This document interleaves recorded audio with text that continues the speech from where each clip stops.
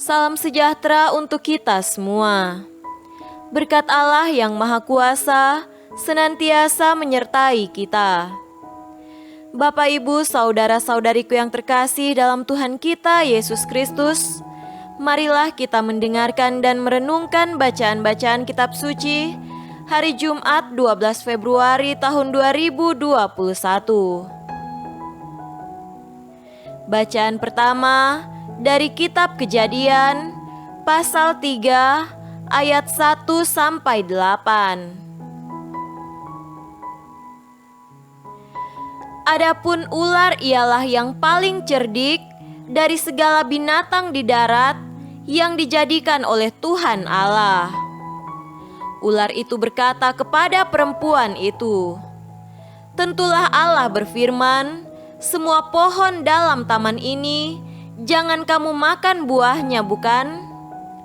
Lalu sahut perempuan itu kepada ular itu, "Buah pohon-pohonan dalam taman ini boleh kami makan, tetapi tentang buah pohon yang ada di tengah-tengah taman, Allah berfirman, jangan kamu makan, ataupun raba buah itu, nanti kamu mati." Tetapi ular itu berkata kepada perempuan itu, "Sekali-kali kamu tidak akan mati, tetapi Allah mengetahui bahwa pada waktu kamu memakannya, matamu akan terbuka dan kamu akan menjadi seperti Allah, tahu tentang yang baik dan yang jahat."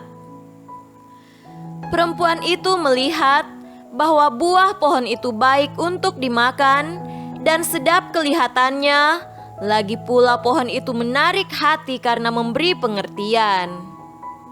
Lalu ia mengambil dari buahnya dan dimakannya, dan diberikannya juga kepada suaminya yang bersama-sama dengan dia, dan suaminya pun memakannya. Maka terbukalah mata mereka berdua, dan mereka tahu bahwa mereka telanjang. Lalu mereka menyemat daun pohon ara dan membuat jawat.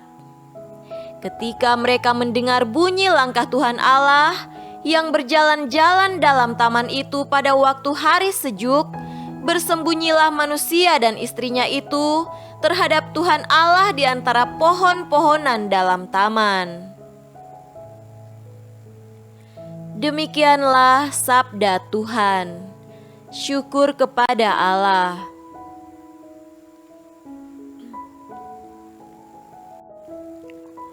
Tuhan beserta kita sekarang dan selama-lamanya. Inilah Injil Yesus Kristus menurut Markus. Dimuliakanlah Tuhan.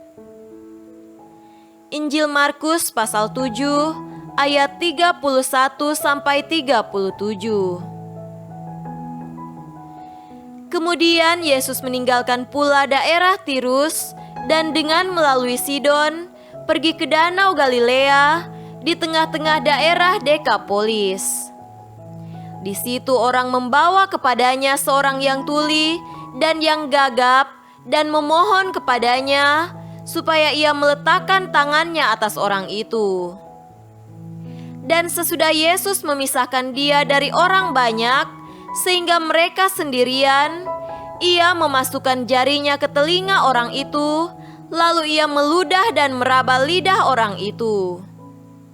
Kemudian sambil menengadah ke langit, Yesus menarik nafas dan berkata kepadanya, "Efata," artinya terbukalah.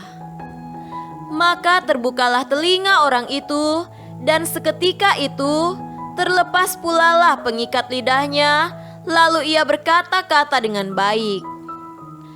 Yesus berpesan kepada orang-orang yang ada di situ supaya jangan menceritakannya kepada siapapun juga.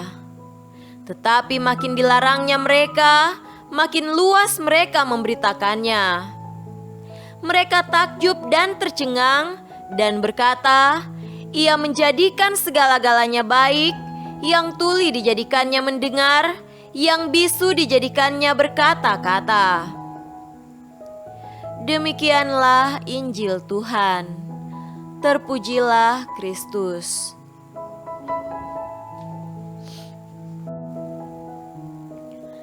Saudara-saudariku yang terkasih dalam Tuhan kita Yesus Kristus, tema renungan kita pada hari ini adalah telinga dan lidah untuk kekudusan hidup.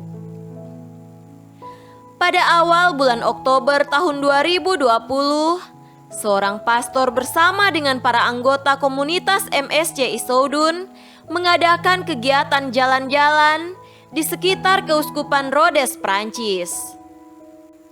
Pada hari itu, mereka sempat mengunjungi lembah Lot, persinggahan penting di Camins de Saint-Jacques, secara khusus di biara Sainte-Foy yang dibangun pada abad 11 dan 12.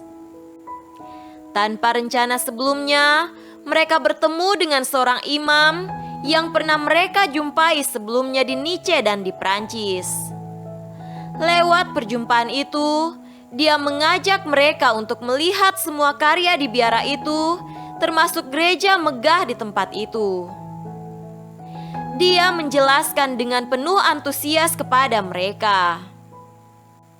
Mereka pun mendengarkan penjelasannya dengan penuh semangat.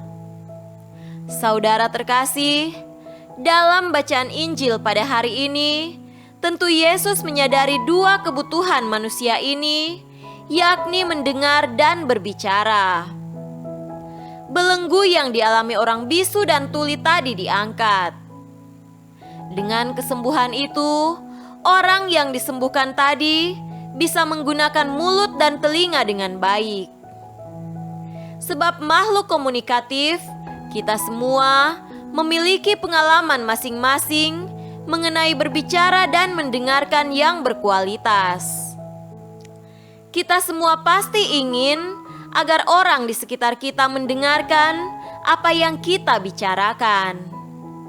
Kita tentu sadar bahwa telinga yang penuh perhatian memiliki efek yang luar biasa baik bagi pendengar maupun pembicara. Tak heran, si imam tadi berbicara dengan penuh antusias karena dia melihat imam dan para anggota komunitas MSC Issoudun mendengarnya dengan penuh semangat. Saat kita diterima dengan hati terbuka, tanpa dihakimi, saat kita didengarkan dengan minat, pikiran kita terbuka, betapa bersuka cita kita karenanya. Saudara-saudariku terkasih, kita tentu akan menggunakan lidah kita untuk kebaikan atau dalam semangat cinta kasih. Kita berusaha agar kata-kata yang keluar dari mulut kita adalah kata-kata tanpa kekerasan, fitnah atau kebohongan. Demikian pula dengan telinga kita. Kita hendaknya mendengar hal-hal yang baik di sekitar kita. Telinga dan lidah, jika kita gunakan sebaik-baiknya, akan membawa kita pada jalan kekudusan hidup. Semoga demikian. Amin.